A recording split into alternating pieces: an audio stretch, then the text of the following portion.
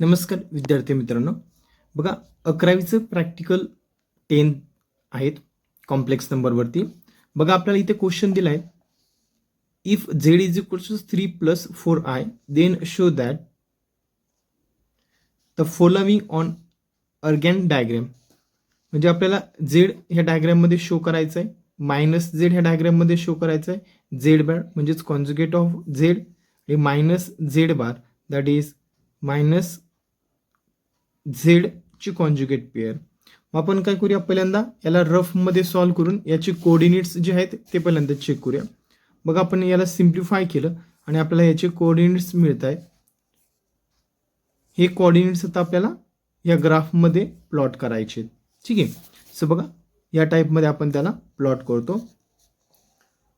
X axis जी असते की ज्याला आपण रिअल पार्ट म्हणून कन्सिडर करतो, रिअल पार्टचे जी व्हॅल्यूज असते ते आपण प्लॉट करतो आणि वाय ॲक्सिस जी असते त्यावरती आपण इमॅजिनरी पार्टची जी व्हॅल्यू असते ते आपण त्याच्यासोबत कम्पेअर करून प्लॉट करतो.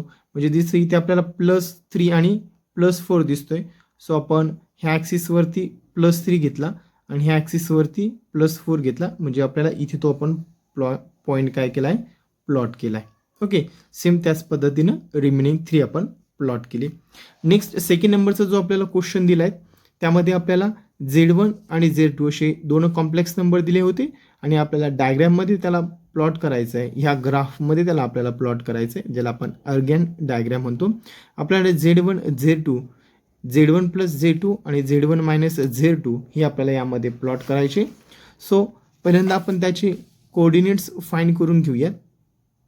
म्हणजे आपल्याला एक्स आणि वायच्या व्हॅल्यूज आपल्याला फाइंड करायचे असतात. सो आपण ते ह्या पद्धतीने आपण फाइंड केल्यात आणि नंतर ह्या ज्या व्हॅल्यूज आपल्याला मिळाल्या आहे त्या व्हॅल्यूज आपण या ठिकाणी प्लॉट केल्या. ठीक आहे. सेम ह्या ॲक्सिसला आपण रिअल ॲक्सिस कन्सिडर करतो, ह्या ॲक्सिसला आपण इमॅजिनरी ॲक्सिस करतो आणि त्या पद्धतीने आपण हे पॉईंट प्लॉट करतो. ठीक आहे. नेक्स्ट क्वेश्चन नंबर आपण 3 जर ऑब्झर्व केला तर त्यामध्ये आपल्याला Z1 आणि Z2 असे दोन कॉम्प्लेक्स नंबर दिले होते आणि आपल्याला Z1 Z2 Z1 × Z2 आणि Z1 / Z2 सेम त्याच पद्धतीनं आपण याचे पहिल्यांदा कोऑर्डिनेट्स फाइंड करून घेतले, म्हणजेच एक्स आणि वायच्या व्हॅल्यूज फाइंड केल्या आणि नंतर ते आलेले पॉईंट्स आपण ह्या ग्राफमध्ये प्लॉट केले. ओके.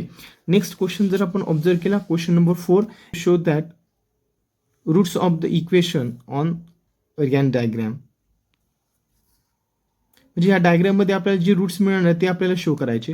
सो पहिल्यांदा ह्या इक्वेशनचे रूट्स आपल्याला फाइंड करून घ्यावे लागेल. सो ह्या इक्वेशनचे जे रूट्स आहेत, ठीक आहे, सो ते बघा आपण ह्या टाईपमध्ये सॉल्व पहिल्यांदा करून घेतलेत.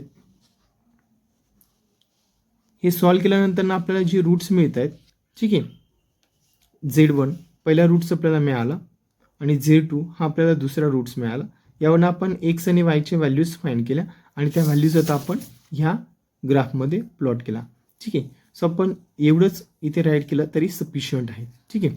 सो आता नेक्स्ट बघूया आपण क्वेश्चन नंबर नेक्स्ट जर आपण ऑब्झर्व जर केला, क्वेश्चन नंबर 5 त्यामध्ये आपल्याला सेम Z1 आणि Z2 दिले आहेत. इथे व्हेरीफाय करायला लावलं आहेत आपल्याला. सो बघा हे जे व्हेरीफाय ते ह्या पद्धतीने आपण व्हेरीफाय केलं आहे. क्वेश्चन नंबर A, त्यानंतर B, क्वेश्चन नंबर C आणि क्वेश्चन नंबर D. ठीक आहे.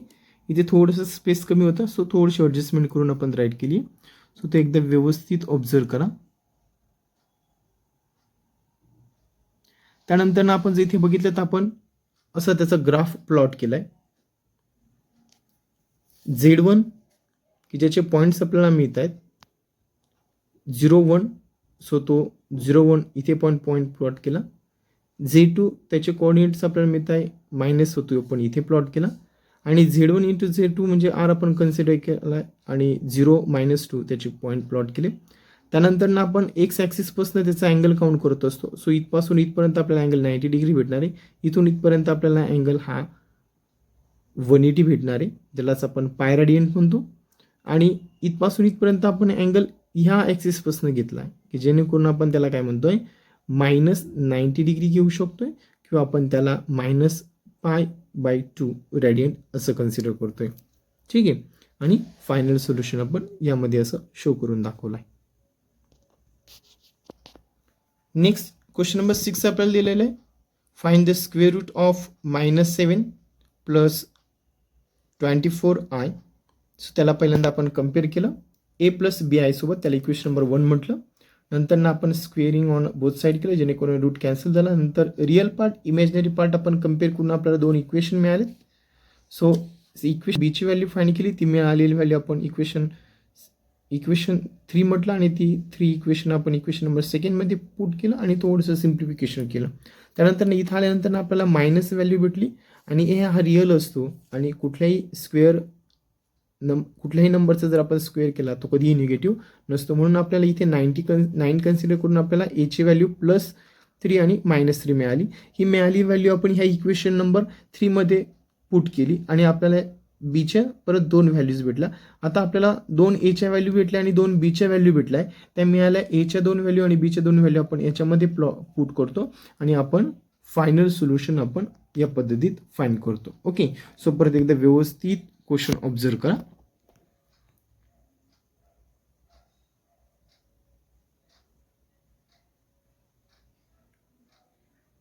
ठीक आहे.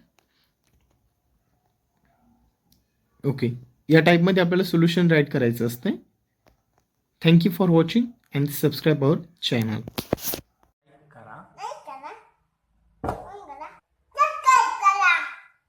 नोटिफिकेशन आयकॉन हिट करून ठेवा जेणेकरून सेवन पी एमला व्हिडिओ अपलोड झाला की त्याचं पहिलं नोटिफिकेशन तुमच्यापर्यंत पोहोचेल.